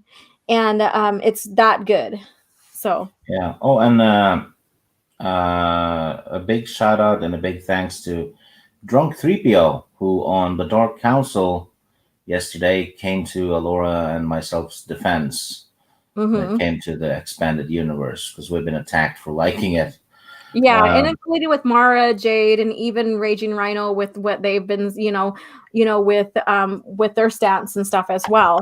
Yeah. But So, yes. Drunk's a good guy. Mm-hmm. And he seemed to have a fair grasp on the situation too. Yeah, he did. And I respect that so much. And thank you so much again. I'm not here to impose my thoughts or view on everybody. I am here to continue the legacy of George Lucas's Star Wars pre-buyout. And that's including these comics that were written here that we reviewed. As you can see, and Stig and I try to point out like continuity and like, oh, they put this in the PT or they expanded this in this time frame with Luke and we were going to come up some comics that goes into the Old Republic Couture era. And so once we get along in this series of comics, we will point all that stuff out. And so it's, so this is what we're about. We're about sharing the lore, the heart of Star Wars, what was so magnificent about it, and what we cherish and stuff. And it's not imposing thoughts, but I encourage people who to listen and learn, because you may still want to like, Disney Star Wars, and you have every right to do so and stuff, but to sit down and learn more of the lore pre that time may also give you a deeper respect for Star Wars in general. And that's my mission, is creating that deeper respect, because I think we're losing that respect for Star Wars. Yeah, and if you think about it, and George Lucas and Disney have both agreed on this, that if it wasn't for the EU fans, Star Wars would have been dead after 1983. The expanded universe kept it alive until 1999. And then after 2005 as well. So, and I looked this up, and the novels alone revenued almost $3 billion. Yeah. So that's a lot of money. And imagine what the comics did and the video games, right? Yep. And everybody is a Star Wars fan in their own right. And everybody not everybody, but people got into the EU in their own unique way, whether it was through the comics, whether it was through the novels, whether it was through the games and stuff. So we have our origin stories. And I am so happy to be here to help many people who haven't gotten to the EU create their own origin story. Like, oh, I heard so-and-so on their YouTube stream, and they were talking about this book or this comic or whatever, and I was curious, and so I went and bought it, and that's what got me into Star Wars or whatever, or the EU. And so we're here to help people reestablish their love for Star Wars or come into the EU and want to learn more about Star Wars in that part of the lore. And so this is what this is about. And if I'm called elitist for it, so be it then. Yeah, well, I seem to remember it wasn't that long ago that people were saying that everyone that calls someone an ist is an SJW. Well, elitist ends with ist, doesn't it? Yeah, that's a fair point. That is a fair point. And so it's disheartening and disturbing to see this happen when, when we look at the common, I guess you could say, battle, our cause is supposed to be rooted in saving the mythos. Yeah, I remember a few years ago, a lot of people were saying, yeah, we should support the EU to let Disney know that that's the Star Wars we want. Yeah. There were tons of videos being made about that, but now it's changed, it seems, because now the EU is has become a bad word among those people. So it's very weird to keep track on what's right to talk about or not. But at the end of the day, whenever Alora and I talk about the EU on Twitter, we never tag people, we never hashtag it, except for I Choose Legends. So it's entirely up to the people that show up and look at it. To they can easily just ignore it. Coming to someone's personal Twitter and claiming our thoughts on the EU offended them and we therefore have insulted them is pretty damn insane, isn't it? Yeah, it's kind of tiring, and I'm not going to change my habits because someone feels that I hurt their feelings, because that's not my focus. So they like Stig said, they have a choice to ignore it, scroll, or take it with a grain of salt or what have you. And I am just, it's just disheartening to be at this point. Yeah.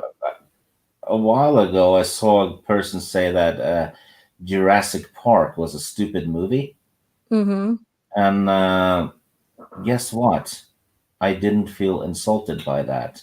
That just meant that guy felt that was a stupid movie. It doesn't mean he thinks everyone who watches it is a dumbass. Correct. And even if he does, let's say he does, he feels everyone who likes Jurassic Park is a dumbass. So what? That's his opinion. Yeah, it's not going to change your like of the movie or even who you are as a person. Someone on Twitter thinks you're a dumbass for liking Jurassic Park. So okay, that it doesn't ruin your life, does it? No, it doesn't. All right, so we have Vertical Horizons. I'm willing to bet the main reason they decanonized the EU was not to pay the authors and artists. If Alan Dean Foster isn't getting paid, then no one else will. They basically said they want creative freedom. That was their main reason. However, they're reprinting, they still have to pay. So they're still reprinting the old original EU with their logo, Disney logo on that. So they're still making money. So they still owe money. So I don't put too much into that. They decanonized it, so they can't pay the authors because they are still reprinting, which means they still have to pay them. It's also interesting to see a lot of people that bash the EU say, oh, it was never canon and stuff. And I'm like, how can you decanonize something if it was never canon? Yeah, exactly. That alone, and none of the EU products, be it comics, games, or novels, had any kind of EU logo on it. It just said Star Wars. Yeah. It was all tied together, and it was all went in together. And the proof of these the comics are the proof of what we're talking about, because again, we'll point out, whether it's tied with the movie somehow, or it's whether it's tied with another novel that happened in the time frame, like years ahead of it. And so it's just proof proof. And this channel and other EU channels that take time to review these and have live stream with people and chat about this, that it shares proof and in the pudding, I guess you could say, on what we're talking about and what was being done during the time frame of the original Star Wars. And so I have Christopher Barker here. I find it sad that Star Wars fandom is picking fights with Lucasfilm and Disney these days. What the hell happened to this fandom? What happened was when Disney took over, and people didn't like The Last Jedi. Disney employees thought it was okay to start attacking fans and calling them, Ryan Johnson called them man babies. Others called the fans Nazis and sexists and homophobes and whatever for not liking The Last Jedi. Stuff like this would have never happened under George Lucas. No chance.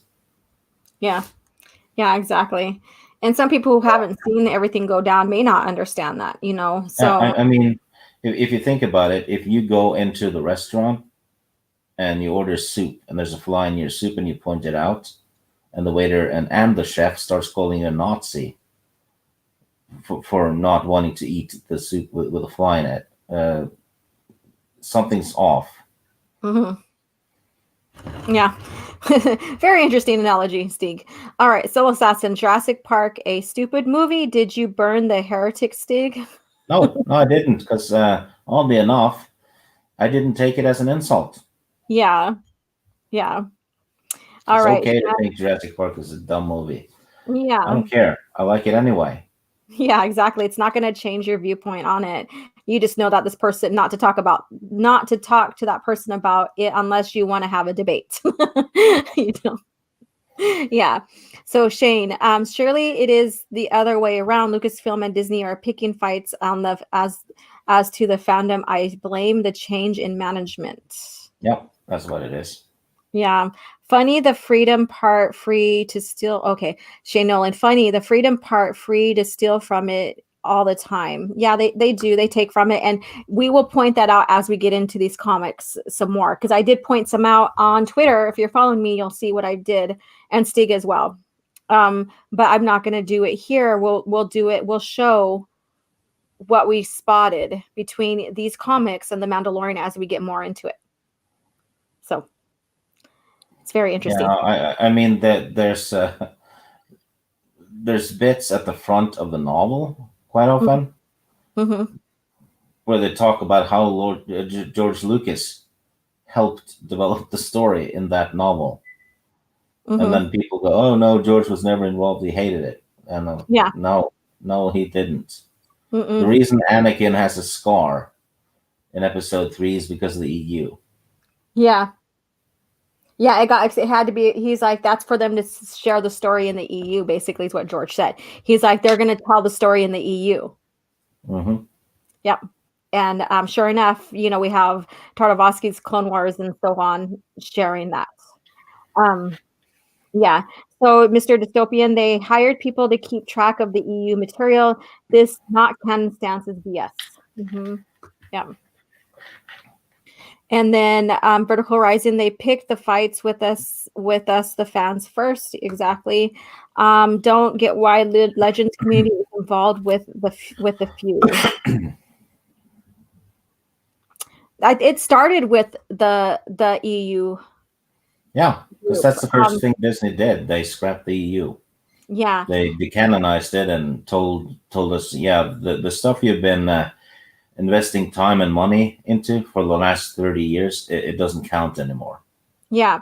And we do have some people that were like, Disney Star Wars has nothing for me. I'm staying within the EU, the original lore, blah, blah, blah. We do have some people but they are also noticing, and they have also called out some things that they've noticed that's going on now.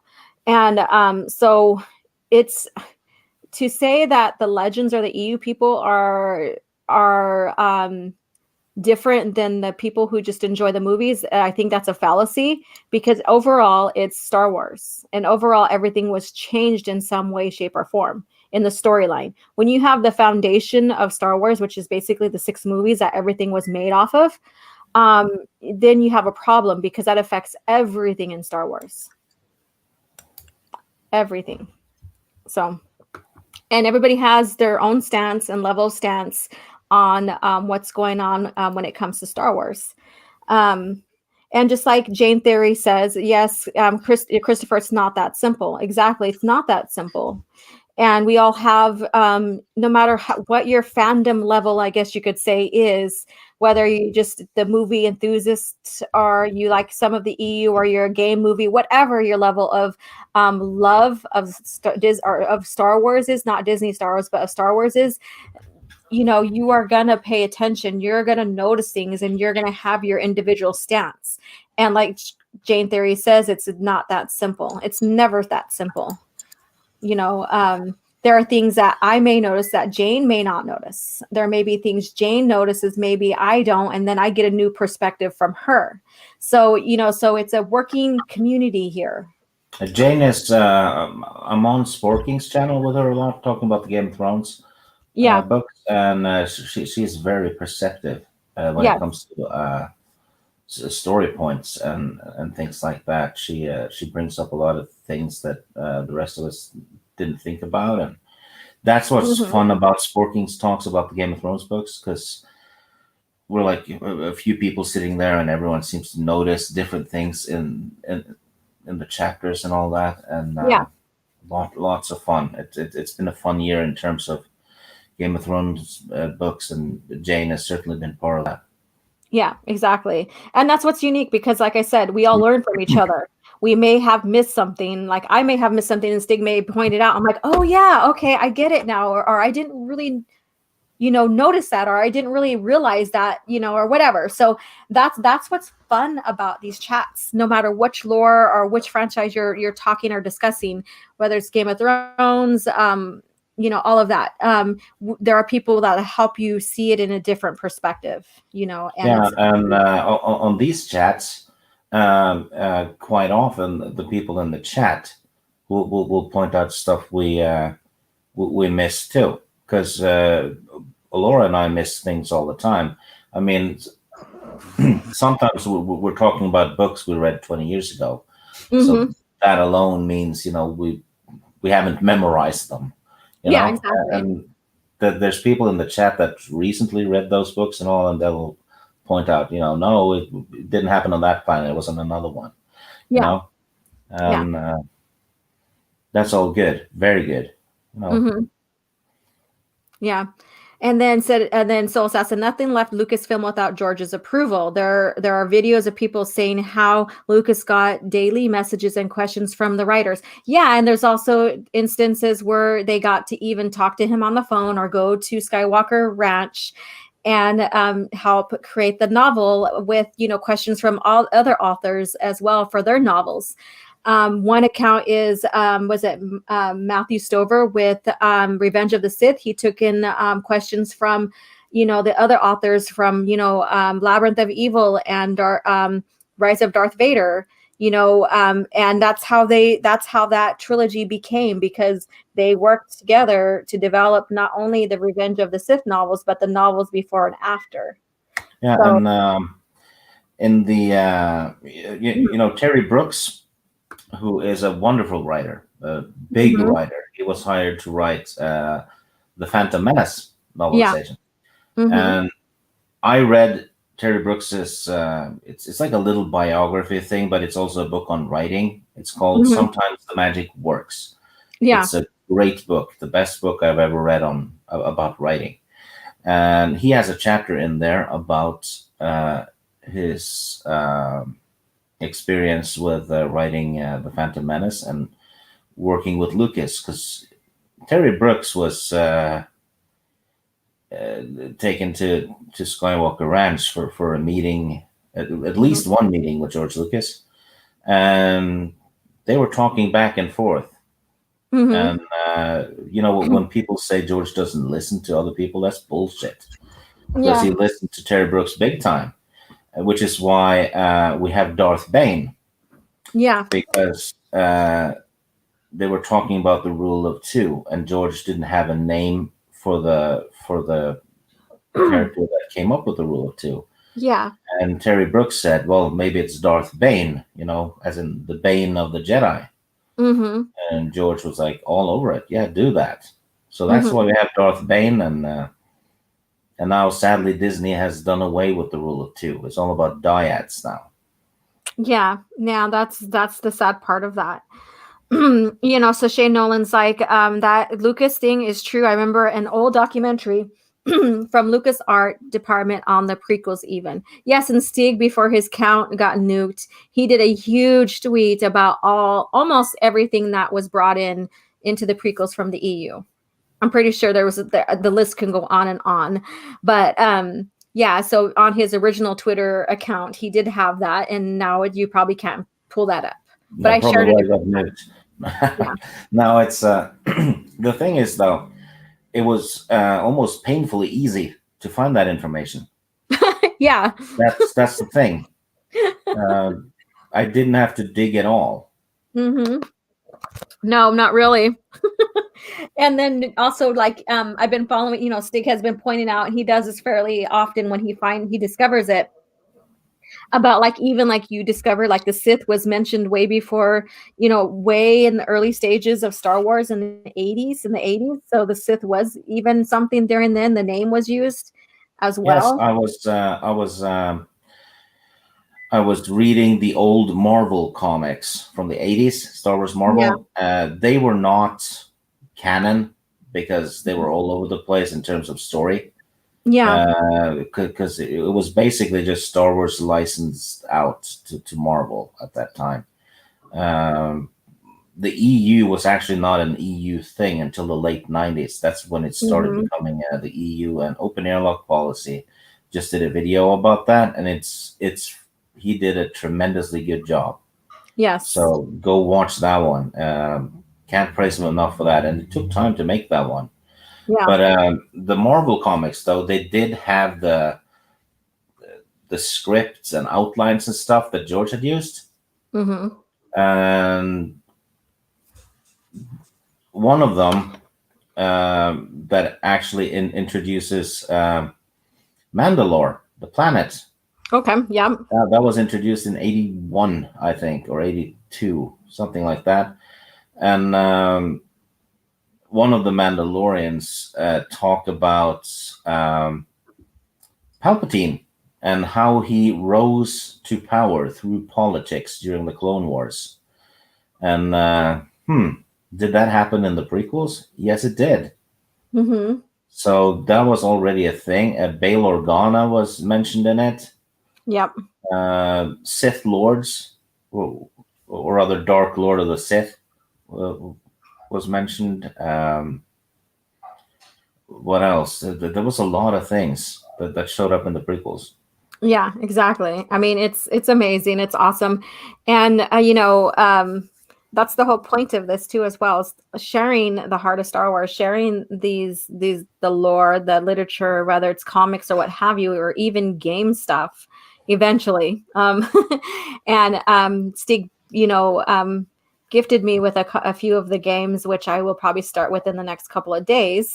So I'm excited to get into that and then share and discuss that with Stig as well, on here. But Oh yeah, the dark. You got the Dark Forces game, wasn't it? yes. Yeah, you're gonna die a lot in that one, and you're gonna get lost a lot. Okay, that's fun. That's So okay. if you're a fan of cussing, this is the game for you. So he's like, I'm gonna bring the inner rage out of you with this game. Yeah, Dark Forces was the one of the first games released on a CD-ROM. Mhm. So, and it was also the first. Well, it's a first-person shooter game. Mhm. It was the first-person shooter game that let you use grenades Uh-huh. and mines, Okay. and it was also the first-person shooter game to have weapons with alternate fire modes. Hmm. So it introduced quite a bit of things. Might have been the first one that had swimming in it too. Oh, okay. Yeah. All right. Okay. So let's go ahead and I'll finish up these chats and we'll call it a day. And again, you guys stay tuned for the next coming comics. They are friggin' amazing. All right. Shane Knowlson. I remember an old Star Wars encyclopedia from the 80s. I had a description of Palpatine and his rise to power. It's practically the same as the prequels. Only difference was the title president.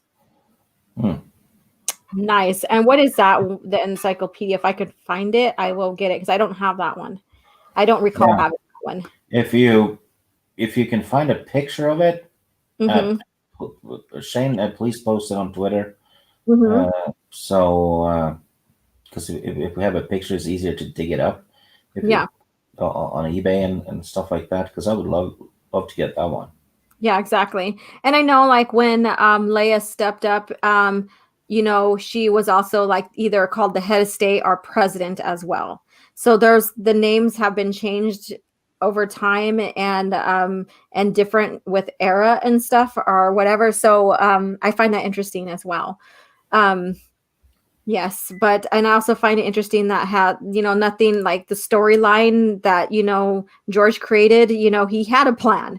People may debate this, but when you look at the past material, past and present, he had a plan. He knew where he was going. Even if things were changed up somewhat, he knew where things were going. So that to me is basically he had a plan. Yeah, and even though, well, he clearly had a plan for the prequels. Yeah. That's. I mean, I saw an interview with him where he was basically describing the Obi-Wan versus Vader fight, and that was that interview was from, I think it was 81. Yeah. So no, it wasn't 81. Well, it was 81 or 82 or something like that. And it had a Vader fall into a volcano and get burned. That's why he uses a suit. So it's the planet pretty much is a volcano. So while the story stayed or the idea stayed the same, some details might have changed. That doesn't mean George changed his mind or made it up as he went along. That means he just revised his original idea a bit here and there. Yeah, exactly. Is what every writer does. Yeah, exactly. I mean, in the first draft of Star Wars, Han Solo was supposed to be an alien. So. And I think at one point Luke was supposed to be a girl as well. I think I remember reading that. So yeah, and it changes. Like even names changed because even Star Killer, Luke was supposed to be Luke Star Killer. Yeah. And that was changed, and so on and so forth. And so when you hear like, oh well, George had treatments for the sequel, the treatments are just that they're ideas.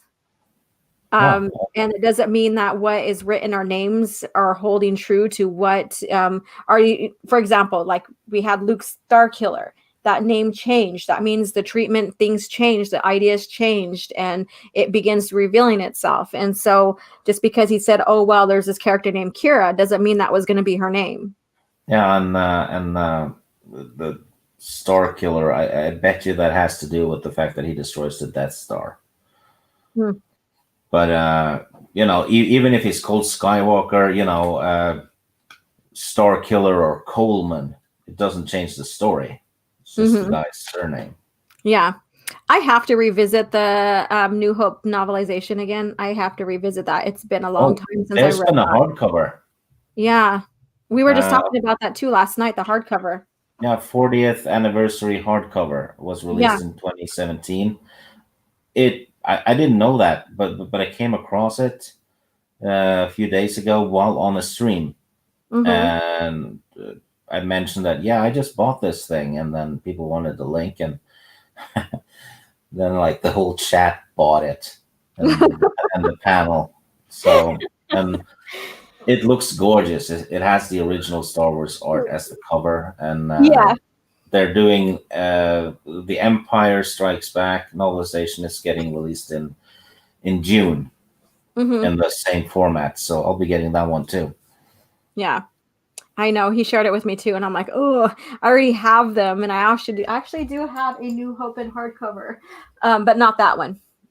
So I'm like very like, should I get it? So I'm debating on that just to have it. So let's see here. All right, so I'm gonna read these last two, and then we'll finally go. It's been like a half an hour since I said that. Okay, I bet Lucas has piles of notebooks filled with ideas and plots that he'd never used but saved for future stories. Possibly. I mean, that man had all kinds of things going on in his head when it came to, what he wanted to see and use and work with and stuff. Shane Nolan, he did give a chest of material to Kathleen Kennedy, apparently. Yes. Yes, that's well, it's a little bit of a metaphor when he said that, but he is talking about the EU novels and comics. Yeah. That's what he was talking about. Exactly.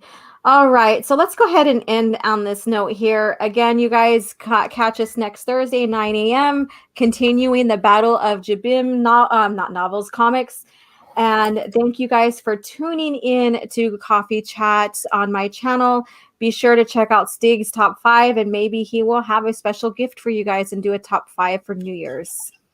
I am not, I'm not trying to pressure him or anything, or demand it like he said Matt Wilkins was. But just go check out, he does have some fun videos that make you laugh. We all need a good laugh during these times, during the events and the times that we're going through right now. So enjoy his channel as well. And thank you again for tuning in, and I will be putting up some more lore videos as well. I am planning and putting together Dark Forces versus Rogue One in compare and contrast. And I've been talking with Stig about that because he's played the game and stuff as well. And so stay tuned for that. And again, literature review again next Thursday at 3 p.m. Pacific Standard Time. Spectre of the Past of the Theron, Hand of Theron duology. So thank you again, and have a good day, and may the Force be with you.